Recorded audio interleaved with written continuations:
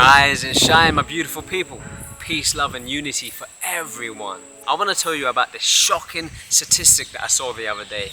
I was sitting right up there, overlooking the Caribbean Sea right here, when I was reading this article that said 80% of people from the Western Hemisphere admit to scrolling through their phones for at least 3 hours a day. 3 hours a day. You know what this equates to? A month and a year? 46 days of the year and 8 years from an average lifespan. You see, we don't have to be in prison to be in prison. Now, can you imagine if we spent that time more productively? More time with our family and friends, or more time on our health and well-being, or spent the time in nature, or working on a side hustle, or a business, becoming financially free. Wouldn't that be more productive? Wouldn't your future self be so much more grateful and thankful? Well, in this video, I'm going to show you 5 things, only 5 things which helped me along my journey, be more successful in different areas of my life, bring back my focus, and ultimately give me more energy and vibrance and passion for life. Now, I promise you by the end of this video, you're not going to be the same again. If you follow these 5 things, it's going to lead you to a path of freedom. It's going to give you more insight as to what it is you want from life, and ultimately some clarity and energy and passion. You might say, easy for you to say, you're living in paradise. Yeah, I am living in paradise. Paradise on earth. But you know, life hasn't always been like this. I've had to cultivate this lifestyle, and I'm still cultivating it today. So for those of you who don't know me, I went from this, I was sad, depressed, living in a cancel state for 25 years. You know, I had low energy, I had a victim mentality, I was confrontational, argumentative, you know, getting into fights every day, getting arrested. You know, I had clouded thoughts, a foggy mind. Can you relate to this? I'm sure some of you can relate to this. I kept going round in a loop, kept getting fired from different jobs and losing jobs. I had erroneous ideas of how the world worked. I had erroneous ideas surrounding money. And quite frankly, I had to learn the hard way in life. So let's get into it.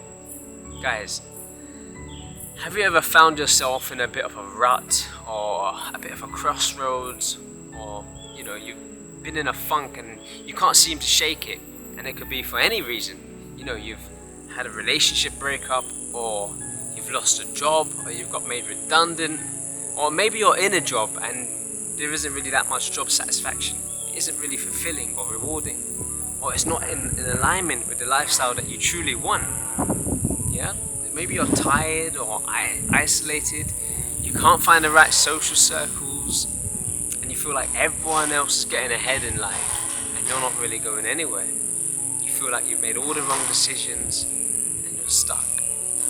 Well, I'm going to tell you something. We've all been there. But what you need to understand is most of these are just socially constructed concepts of how the world should be, or where we should be in our life by any given age. You know, the world will tell us to go to school, go to college, and go to university and get a degree, get into a bunch of debt, and then get into a relationship and, you know, get into more debt, and then lease a car and get into more debt. And then you end up paying bills your whole life, right? Now, for the most part, these are just programs given to the average person, you know, to keep the average person in a box. But you're not average, or you wouldn't be watching this.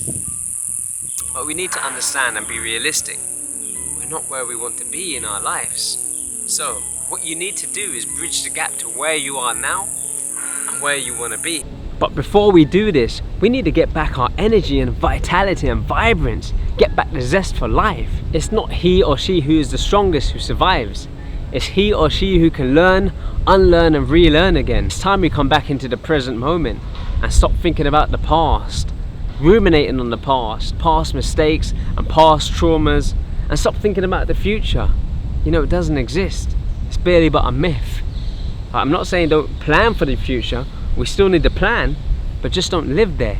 You see, focus is the biggest problem I'm seeing in the world today. It's not weapons of mass destruction that we're looking for. It's weapons of mass distraction. Progress is the key to happiness. Change is automatic. Progress is not. We don't have to work on change. You know, our bodies are going to change regardless whether we like it or not. You know, the seasons are going to change. The economies are going to change. Hey, even our social circles might change. as we grow, as we evolve, as we expand our consciousness, as we stretch our minds. They say a stretched mind can never return back into its old dimensions. Let me repeat that. A stretched mind can never return back into its old paradigms. Powerful, hey? One thing you have to realize is that change is unstoppable, change is uncontrollable, and change is unpredictable. So stop worrying about change, rather be in a position of strength and certainty, so when change arises, you can handle it efficiently, like a boss. And to do this, we need to work our way towards some goals. But before we start working our way towards our goals, you need to work on the very same lifestyle choices that have been stopping you from achieving your goals in the first place. One of the biggest challenges that I'm seeing in the world today is the need for constant dopamine. The world has a dopamine addiction. You see, we have an average attention span that's less of a goldfish nowadays. A goldfish has an attention span of 9 seconds, where the average human has an attention span of 8.2 seconds. It's wild, hey? So what is dopamine? Dopamine is a feel-good chemical related to the pleasure and reward centers of the brain. Now we're going to get into a bit of neuroscience now, just the basics. All you have to remember is we have a baseline of dopamine circulating through our bodies at any one given time. This is known as the tonic level. And when we have a peak in dopamine through a highly pleasurable experience, we call it the phasic level. So we have the tonic level, baseline, phasic level, peak.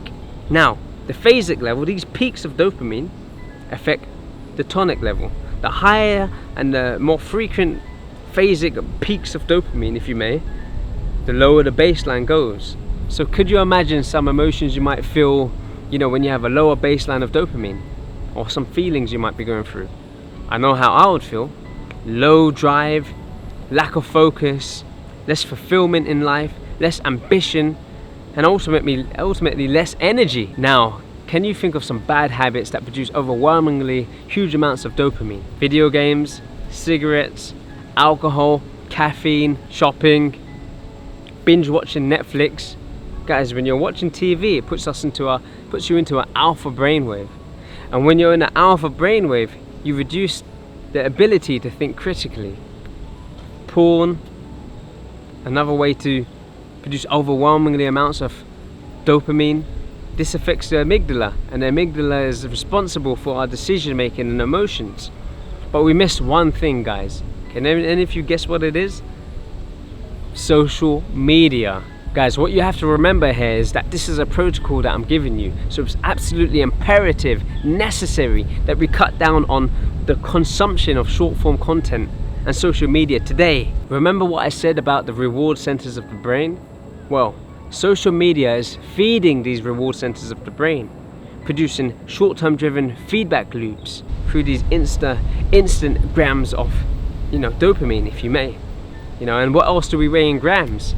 And I ain't talking about baking a cake. You have to remember that social media has been cleverly designed by huge teams of experts with the sole purpose of keeping us glued to our phones. And this is how it works. You ever heard of the slot machine theory? Every like, comment or video is a mini reward. The key thing here is that the rewards are unexpected and variable. So when we encounter something novel, something new, like a shocking social media post or a news headline, the brain produces and releases dopamine. So like a slot machine in Vegas, every time we pull the lever, we're uncertain of the outcome, and it's this uncertainty that produces this dopamine. So we're basically like a hamster on a social media wheel. Now with that being said, I want you to commit to social media only 2 days a week, and no 2 consecutive days. I'm not going to say cut it out of your life altogether, because if you do that, you're more likely to find an alternative way of getting cheap dopamine, or quitting altogether. Because I know what I did, when I deleted Instagram for the first time, I ended up going to TikTok. And when I deleted that, I then went on to YouTube Reels. And then after that, I was looking at news articles. I was doing anything to find cheap dopamine, unconsciously. I was like an addict looking for the next cheapest alternative. Stand guard at the door of your mind. So my days to zag are Wednesdays and Sundays. I call it the zigzag method, 80-20. 80% structured, disciplined, routine, healthy, and then 20% variety, spontaneity, So in those 2 days, use social media, treat yourself, you know, have a takeout or something within reason. You know, I'm not going to advocate for something that, you know, affects you the following day, because we're trying to work on our goals here, which we're going to get into later. You know, if something affects you the following day, like if you're going to drink your brains out or overeat or something, then, you know, I'm not going to encourage that. Be conscious about it, be intentional. Now, for the first week, I want you to only consume social media for 1 day, 1 Zag day. Then after that, you could pick 2 Zag days if you need to, but no consecutive 2 days. But no more than that, even on special occasions. You have to see what the masses are doing and go the opposite way. You see, discipline is uncomfortable, but regrets are unbearable. Let me repeat that. The pain of discipline is uncomfortable, but the pain of regrets are unbearable. You only have to make small decisions today that can have a huge impact on your life 10 years down the line. Have you ever heard of the golf ball analogy? When a golfer hits a golf ball, every 1/10 of a millimeter or 1/10 of a centimeter makes a huge difference. You know, every millimeter difference because of the trajectory and the distance that golf ball has to travel. Difference between it going on course or off course. And the same goes for your life today. Every decision you make today will have a huge impact 10 years down the line. Every 6 years, 99% of the cells in our body regenerate, even the hard shell and matter in your spine. Every 5 days, the stomach lining replaces itself. Every 24 hours for the gums. You know, every 30 days, the cells start producing new cells from the food that you're eating today. So basically in 6 years, you can build a whole new you. Especially with epigenetics now, you know, genes up-regulating and down-regulating depending on the environment and the food, things that you're consuming, you know, and neuroplasticity. Our brain is constantly, you know, creating new neural pathways. We consist of 30 trillion cells, more than every single cell in the Milky Way.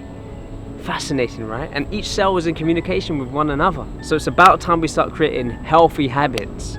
Anyway, back to the protocol now. One thing you have to realize is these technologies are not bad. It's the overconsumption of these technologies which are bad. You know, they're just tools. And just like any other tool in the toolbox, we're meant to use the tools and not let the tools use us. That's why they call it paying attention, because we're paying in our attention. You see, our attention and our time is the most valuable resource we have in this world. I'm just in nature, I'm loving it, it's beautiful, it's paradise, the sun is shining, I can't complain. Right.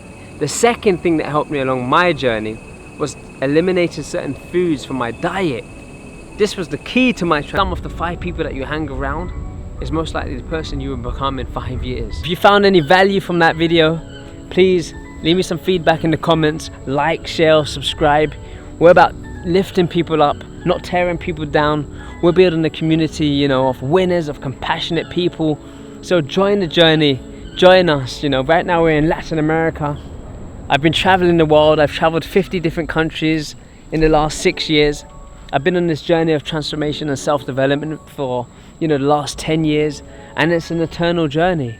You know, we want to bring people together and share what unites us as a species rather than what separates us.